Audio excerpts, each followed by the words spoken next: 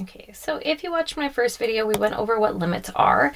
And now if we know what limits are, we can use limits with the first principle to find the equation of a tangent line. So we use limits to find tangents. So just in general, if you had a graph, and usually it's like a curve somewhere, if you drew in a tangent line, sorry, that disappeared, but what we can do is find the limit of this, or sorry, we can find the equation of this line based on the limit. So when we're looking at the formula, it does come from a variation of the slope formula, like rise over run, where the top part is still like your y2 minus y1, right? That would be what we're looking at for the y values. And we still have over x2 minus x1. But when we look at the points we're plugging in, your a's cancel and you're just left with h. So we're looking at when h is 0 because we want that tangent line. So it lets us find that slope and then we can figure it out from there. So if we want to find the equation of a tangent line of something passing through the graph of y equals x squared, and the point of the tangent is 2, 4, what we can recognize here is we can set up the formula. So your slope will equal the limit as h tends towards 0. So we're just looking at the formula of the f of a plus h minus f of a all over h, right? We're using that slope formula. Now, when you're looking at your point, this first part is your a value, and what you get out is an f of a value. So we know a point. So we can start to plug some of this information in based on what we're seeing here. So we'll have f of, if a is 2, we'll have 2 plus h minus f of 2. And this is all divided by h.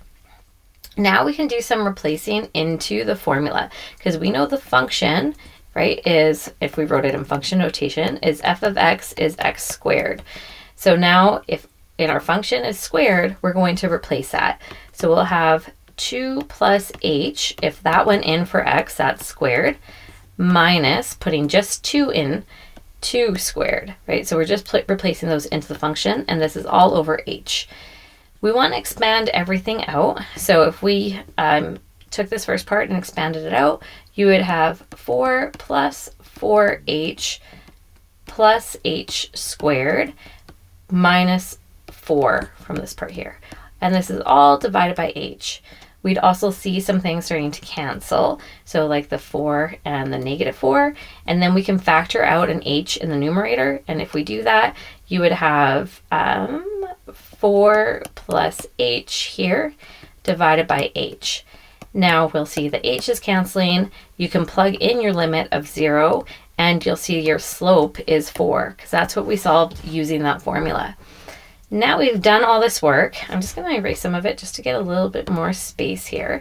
So we've done this work to find out that our slope is 4. And then we have to kind of go back and remember some of our beginning math.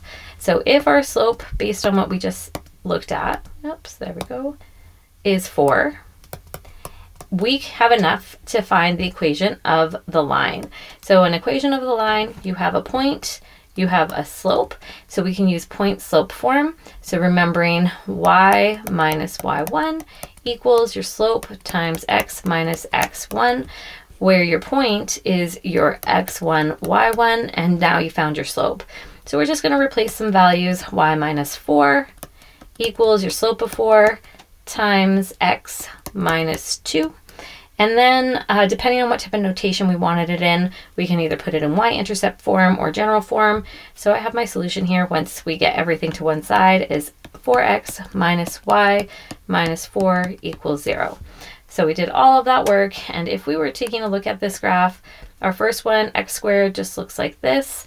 Your tangent line that passes through the point when x is 2 and y is 4 would be up here. So we were looking at a tangent line. Oops, keeps doing that. And with our tangent line, that would be the equation. And that's what it was asking for. So like before, I hope you found this helpful. If you did, please subscribe. And if there's any other video I could do for you, chemistry or math, please let me know in the comments. Thanks for watching.